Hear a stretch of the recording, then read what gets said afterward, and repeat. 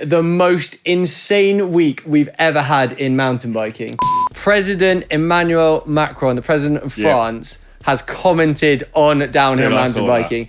EWS, it's not called that anymore. EDR. Oh, well, it's not called that anymore either. But I think she has got the broadest spectrum of wins. It is blooming good, isn't it? Cyclocross, tick, been there, done that. XC, tick, been there, done that. Enduro, tick, been there. And when I say done that, I mean like elite wins, national titles, like completely nailed it. And now in downhill. I think a symbiotic or conglomerate style of worldview, allowing word score.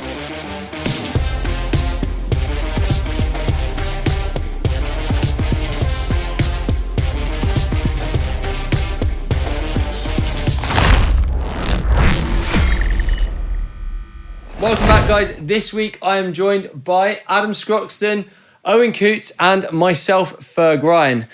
Right, guys, I don't know if you've seen the most insane week we've ever had in mountain biking. Yeah, bud. Did you watch the J World Cup? I got bits of it. I was busy over the weekend, but gutted I didn't see like the whole thing because it looked absolutely insane. It's been coined the greatest our sport has ever been, right? I mean, bold call. Yeah, it is a bold call. And I kind of wanted to talk to you guys about it. Firstly, because President Emmanuel Macron, the president of France, has commented on downhill mountain biking, saying that it was the French spirit, and congratulations to Max Alran. Sorry, spoiler alert if you haven't watched it, but Max Alran had his first ever French World Cup victory. It was unbelievable. Yeah, it was huge. Yeah. And also, mainstream newspapers have cottoned on to downhill, which is pretty cool. The Sun have called it the wildest sport you've never heard of, which is pretty cool as well. Yeah, it is. Yeah. Yeah, it's cool, but I think they need to get out a little bit more. Yeah, they should come. I mean, why don't they watch the show? Obviously. I mean, true, come on. Anyway, but probably the biggest news above all the wild runs, which were absolutely insane. I mean, that track kind of developed from being this carnage wet. It looked like a wet scale electric track at one point. It was class. Just insane. And it dried up to get even better. I think that's like the best conditions you can have when it gets wet and then starts to dry up. That's every racer's dream. But probably the star of the show was the crowd. And I think that's why it's got this kind of crazy 100%. Thing, right? Yeah. It feels like we've hit a peak though. So it is amazing. And I'm not knocking the fact that it was just such a spectacle, but I think it feels like we've reached a sort of the top and now we've got to dial it back a little bit. And how we do that, well, thankfully I don't have to do crowd control, but someone I think needs to, because it is amazing to, and that's why it's been shared so much. And that is fantastic. But I think what's nuts is that Max hadn't actually finished his run and the crowd was already charging the track. And you're a bit like, not cool because he might not finish his run, but also you kind of like, think backwards from that point of like, oh, hang on, like he could have been crashed out of his, maiden win at an elite World Cup. It would have been awful. But at the same time, we don't want to remove that from the sport because that was the greatest, coining a French word, that was the greatest ambiance we have ever seen. The crescendo in downhill was incredible. I'll have to have noises, subtitles. yeah, it was incredible. But like you say, the scenes were insane. When he came through the finish line, the sort of the barriers that have been put up, which should have been a lot further back because there's meant to be the B zone, just immediately fell. People rushing towards the finish area. Max barely finished his run. He slid out with the bike, went to almost kind of like curl up in a ball, then realised that was a bad idea just as everyone arrived in the thing. And the sort of his security and a few of the Commensal team managers jumped in and basically had to like just drag him off from being like crushed against one of the things. And without putting a dampener on it, we've seen this happen at shows, festivals before where people get crushed, and like I love the celebrations and it is iconic for Leger. It's becoming a thing, but it does need to. We do need to kind of calculate because people did get injured this year. And in a way, it's kind of, I guess it's like if you go to a punk show and you go in the mosh pit, you might get injured. Yeah. And you're like, okay, that comes. That's why I'm not there. But I think that's a good point in terms of like, that's fine. But for me, I'm coming from the kind of like the health and safety. Oh, very boring. But I'm coming from that side mainly because like I've been the race wrench and I'm doing everything in my power to make sure that race bike is perfect. So it's not going to get damaged. Yeah. And I don't want some tool who just wanders out on track and then knocks out the rider. Yeah, yeah. Like, so I watched Max's winning run, like the POV of it, and yeah, you said everyone does need to step back because going into that last wall ride, like I was looking at the lines on the floor, so there was like an optimal line, maybe about a foot to the left of where he was riding. But had he been in that, he'd have been clipping his bars on spectators going down. Yeah, that. And that's like at the point you're having to like alter your race line because there's someone sort of encroaching on the track. That's just not right. No, and I guess we've seen it like Tour de France. It's really like some of the climbs are insane, but it's often the climbs. And pro riders are going really fast uphill. Yeah. And we have had instances of people in the past. Guarini was one of the famous ones. This is going back to the 90s, where a photographer was trying to take a picture. An amateur photographer was trying to take a picture and basically didn't move out of the way because, you know, he's looking through the lens and it was a bit, the focal range was different. And he knocked him off. Thankfully, he was able to get back on and he still won the stage. But thankfully, pros also... I mean, we've also seen it in the Tour de France where riders or like fans have stepped out at sprints towards the end of stages. So it's barriered off and it's really well controlled. And it feels like this is super exciting. It's awesome that Max has won. Max? Yeah. Alron has won his stage. But yeah, it comes sort of bittersweet that we need crowd control. Yeah. We don't want people injured. I also want to take the time to, you know, move it away from downhill briefly, just while we also just discuss the cross country. Yep. It was insane as well. That was much like one of the most exciting cross country races that I've not watched loads, but to see that, I was sat there watching it. It was amazing to see him, like watching gapping the rock guns. It felt like there was proper technical ability coming in on top of just the most insane fitness. I mean, I think I'd make it maybe a quarter of a lap, if that, before I'd be out of breath running the amount of power that they were doing. Yeah. Van der Poel, obviously up there. I think he wanted more, but again, I think, you know, maybe a technical skills coach might be. Wow, there you go. No, don't hate me, please. Stepping in. But I think a bit of downhill coaching would go. Well, there we go. Maybe that's a great video we could do in the future. I coach Van der Poel. Why not? Yeah, maybe not. I'm sure some of the roadies have got his number. Send him a message. It'll be all right. Be fine. But yeah, some amazing racing. Sina Fry as well, amazing riding. She looked absolutely knackered at the end of that run, which, to be fair, I don't blame her. I'd be knackered as well. But yeah, some really impressive I feel like we should need to switch gears because we talked a lot about Max Alron, but there was another winner. There was indeed. And in Leger, and one that needs a lot of chat, which links actually to, I guess, the next topic. It does indeed, yep. So Hattie Harnden not only absolutely smashed the run, British athlete, but she won her first ever downhill World Cup and a downhill World Cup in elite, and also won the €100,000 Gates belted purse, which has been around for quite some time now. I think people thought it was going to be won very quickly, but it's been around for a while. Yeah, agreed. Like, came out in 2024. So I guess we need to that's when it came out. The idea was that the first elite DH win, men's or women's, on a Gates belt drive bike, your team would win that prize. There's been belt drive bikes in the World Cup already, but they were like, right, this is a statement. And it was really clever. It was a real catalyst. Like, okay, I think you mentioned actually Zero had been doing belt drive for a while. Also Gamex had been playing around with belt drive. But you could easily argue that this was the catalyst for Intense to step in and start really... Like, they'd experimented with gearbox bikes, but not belt drive, so they started doing that. And then also Atherton's, who'd already got a World Cup and World Championship winning bike, to completely switch and to go to a belt drive. It's quite a catalyst, and we should actually talk about Gates. I can get quite nerdy. So I'll try and be brief, because I think a lot of people, when I kind of chat to them, are like, oh yeah, it's kind of new. And it's new-ish because it's about a decade or so since Gates made a belt drive that would work on a bike.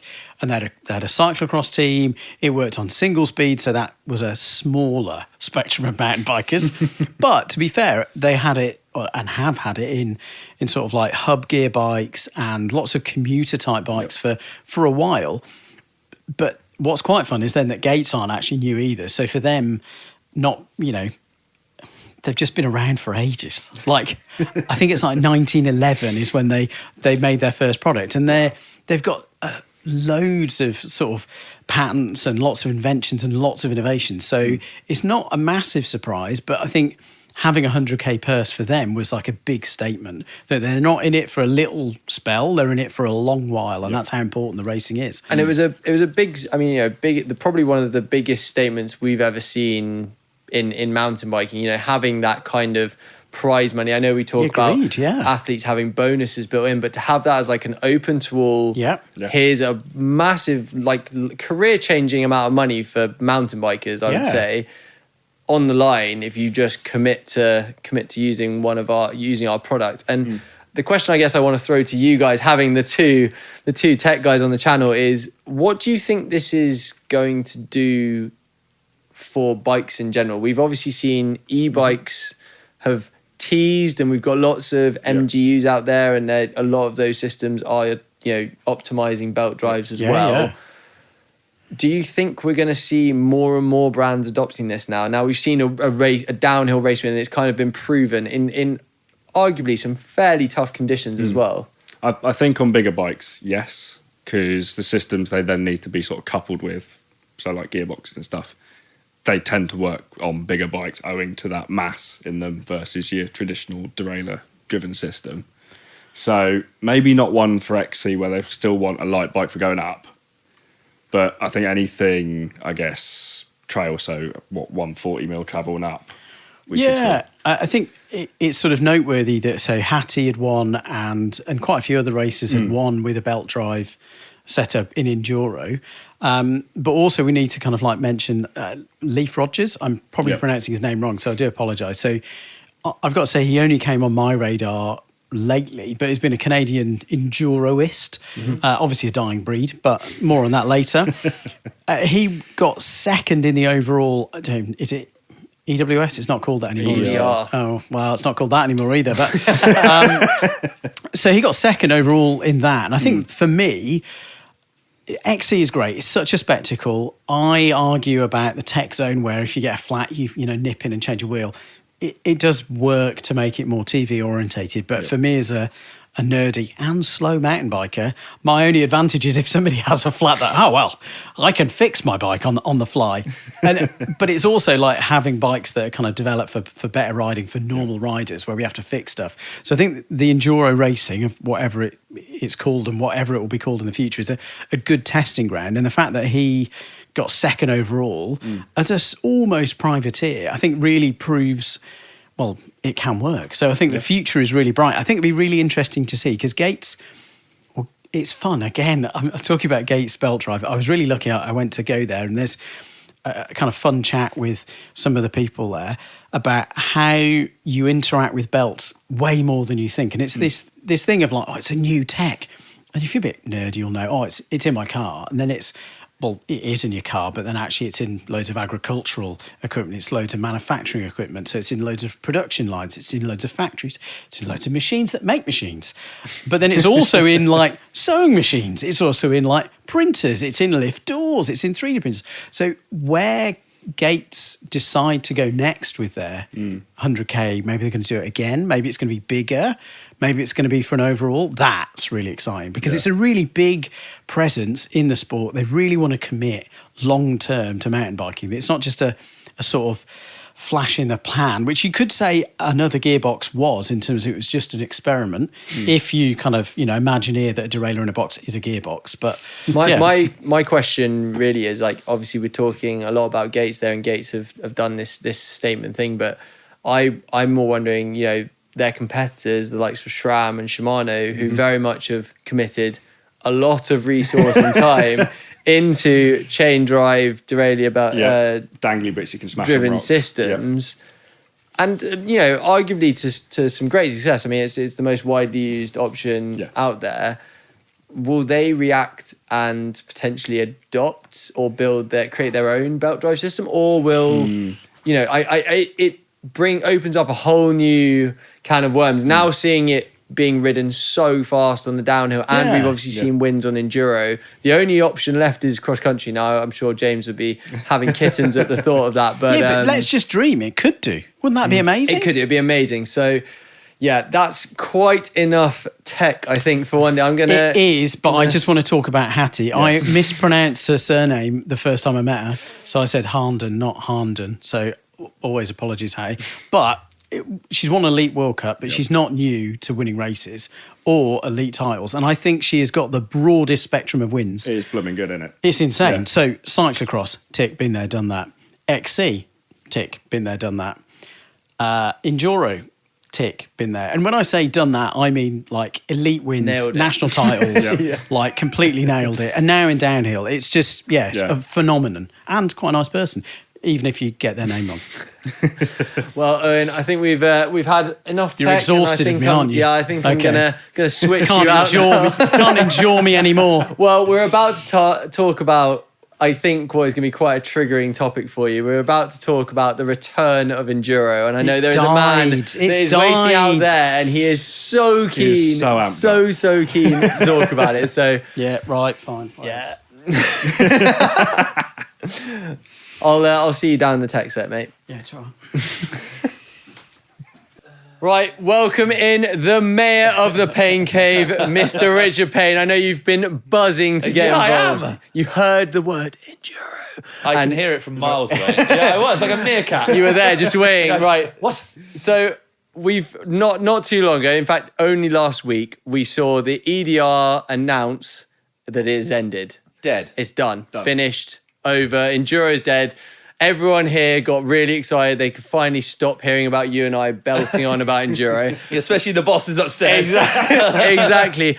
But obviously yourself and I raced for, many I don't know, too long to count. Yeah. Adam, you are an aspiring Enduro enthusiast.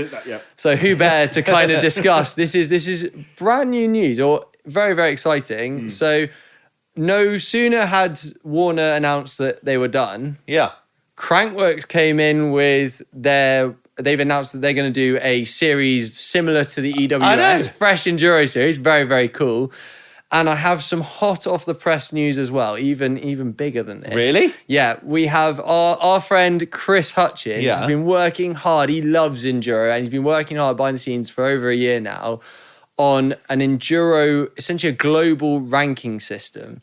Okay. So this is very, very cool. And it also is called the Enduro Rider Championship, which will be right at the end. So tell more, come on. So imagine you have all the different Enduro races that we have around the world. So stage racing, we've got trans events that you've done loads of. We've got the sort of local Enduro series at the grassroots level. So imagine a global point series that applies to any race. So if your first time, you can go and do your first race, register your profile. So they'll be tiered, like D is like grassroots, A is world or something. Very much like you see in the UCI. So you have Cap 1 to 4 races. You see it in road cycling a lot, and you will be able to do those races, and then you can register them on this website. Okay. They will then go out and do all the hard work of extracting the results from the venues, which will be pretty difficult, but then that will then give you an allocation of points. You can do as many races as you can throughout the year.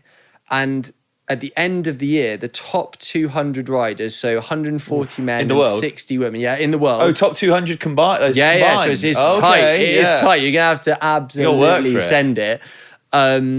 Are going to get the opportunity to take part and race for the Enduro Rider Championship, which will be a 3-day race. Oh my gosh. Consisting of all of the greatest parts of Enduro. So you've got the new sort of style format with the night stage racing. So they're going to have potentially a night stage.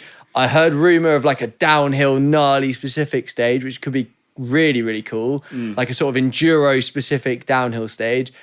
An ultra long format, so like an adventure stage, which is right up your street, Rich. Yeah, you love, you know, top of the world. Think top of the world style. Oh no, that is right up my street. Really, really massive cool. Monster stage. And a bunch of others too. There's word apparently about potential mass starts as well, but I mean, we're drifting a bit. We're drifting a bit. But 3 days of just out and out racing to decide the global champion of the world, which is pretty cool. And I think what's nice about it is it works well with that Crankworx level. So I think that, from what I understand, they're still in the early stages. Obviously, Crankworx is still trying to work out, I think, how many events they're going to do. Right? But I think they're going to put that at like the top tier. That's very much aimed at the elite. And I think that potentially was the problem we saw in old formats of old was they potentially they went from participant friendly or participant first to this very elitist sport without necessarily having that grassroots program. Yeah, I mean, they tried it as like, it was called EWS 80 and 100, and then I think they called it the open category, wasn't it? But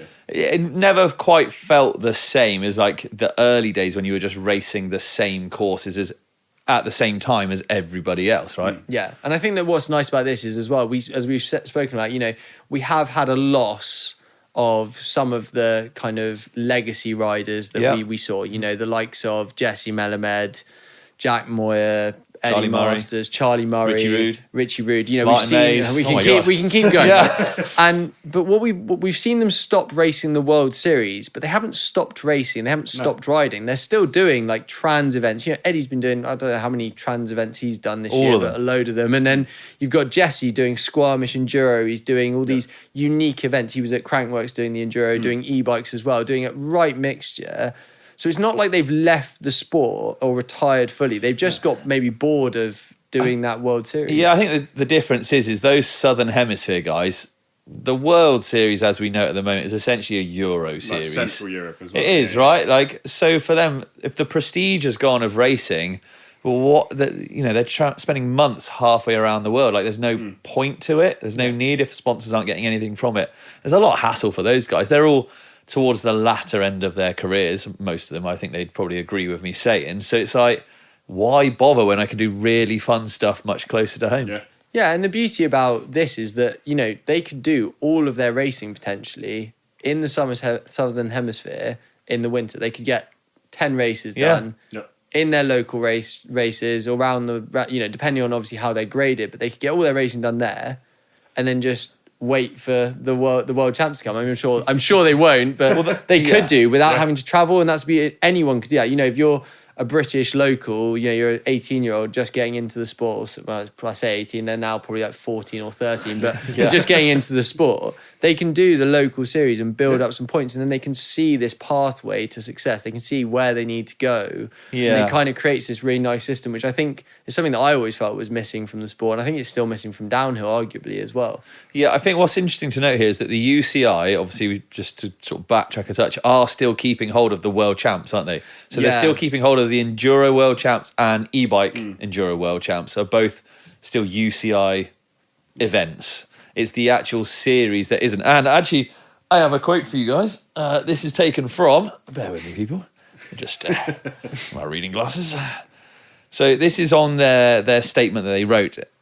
It says, the decision, and this is obviously the decision to drop the series, reflects a shared belief that each mountain bike format has its own unique characteristics, community, and development pathway, and that long-term success requires an approach tailored to its specific needs and ambitions. WBD Sports and the UCI believe that Enduro's future will be best served through a structure designed specifically around the format's unique identity, one that offers greater flexibility in its operating framework. It goes on for flipping ages. It's sort of a lot of waffle in there. But essentially what they're saying is obviously they believe that someone else needs to do it. Which, I mean... They can do it better. I feel like they had the chance. They had the opportunities were there. So maybe it was harder than they thought. Maybe it's not as profitable as they thought. Yeah. It's a bit sad, but it's also very exciting to see it move away from them, basically. And I think we also need to talk about e-bikes because I think in this day and age, since you and I were racing, e-bikes come on such a long way, and arguably they are the future. And I don't really feel like e-bike racing ever really got its chance. It kind of had 2 years worth of 1 year on the EWS and then 2 years, if that. Yeah, I did an EWS year. I raced it at not Fort William, Tweed Valley. Yeah, it was great, really good racing. Again, it just didn't seem like a very achievable thing to do. You needed multiple batteries. And it was in its infancy, so I'll give them that in terms of course design, the bikes themselves, how easy it was to execute. So I think the e-bike side of things is really exciting to see what's going to sort of play out, especially with sort of how quick e-bikes are developing. Yeah. And I think going back to sort of what did you call it? The new league? So the actual website is called Ride My World. So that will be the World Global ranking system, and then you have the Enduro Rider Championship, which will be the kind of crescendo at the end of that. Okay. That's going to include e-bike racing, so that's going to have an e-bike category as well. But I think that I want to sort of throw to you, Adam, as someone who hasn't raced the kind of the older school style of thing. Yeah, that's fair. Someone who's fresh to it. Do you see that as like a better format potentially, or like a way? Can you see a way that would work for you? Yeah, like I think for anyone getting into the sport, it's a really sort of incentive to just An incentivized way, Yeah, exactly. And I think that you've been talking about barriers to entry, and I think that enduro maybe in the World Series kind of had a lot of barriers to it. Like you were saying, like if you're in the Southern Hemisphere, the idea of racing World Cups, like I mean even from the UK, the idea of going over to Europe for you 6-7 weeks over there, like costing yourself a fortune. It's just it's very, very difficult to do on a privateer level. Whereas this system kind of, I think, allows this. I'm going to get done for my dictionary usage here, but I think a symbiotic or conglomerate style of worldview, allowing people to do events locally to them and then build their way, through sponsorship, all these different things, build their way up to that top tier ranking system is really, really cool. And it's what we need. It's what we want. Like I think enduro is definitely a participation-led sport. I think that's where it should stay. I think it should come from the grassroots and then have some top-tier riding, whereas maybe some other sports are more led by the elite level. Well, you've always got to have the top end, haven't you? Yeah. So this is just a way of getting there. Opening up. Basically just potential, making it accessible to at least, a thought of getting there, not just like downhill. I mean, let's face it, if you want to be top end downhill now, you need £1 bazillion, know the right people, or be insanely fast. Like from 14, if not younger. Yeah, and I think that's the reality of it now. And I think enduro got like that, where like the points. I think that's the problem. They try to make it like that, but without having the line to entry. There was no incentive. Well, yeah, there was no incentive, but also like as a British rider, I mean, talking completely British, but and I think this was the case for a lot of places. There was no race you could do in the UK to get your points. No qualifiers to get points. There might be like one race, but you're like, I can't build enough points to even get into a World Cup from that. Whereas when you and I were racing, it was kind of like, well, to begin with, it was lucky dip. Yeah, right. It was literally and raffle entry. And like, oh, sweet, cool. That was literally how I did it on a whim. Yeah. One of my mates was like, "Do you fancy doing this?" I was racing downhill. He's like, "Do you fancy doing a race?" And I was like, well, "You and I are at that same race." And I turned up having done a total of 30 miles on a road bike, thinking that was enough training. And you came past me on, I think, every stage. I think you blasted past me on every single stage. I think that it was fun, right? It was easy. It wasn't. So what we're saying now is that Adam could smash out every single race he can possibly do in the UK, and potentially we'll see him in the top 200. Enduro Rider Champion. Yes, that sounds like a video to me. There's a challenge. We get Adam to the Enduro Rider Championship? Can we get him in it? And then can we get him to win it? Oh, God. All right. Well, I think that's a good point to end on, isn't it? Anyway, but let us know in the comments, guys. Do you think Enduro has had its heyday? I know Rich will get very upset if you do. Or do you think it has a chance to come back? And if so, in which format? Thank you very much for watching, guys. As always, don't forget to like and subscribe. And us three reprobates will catch you in the next one. Cheers.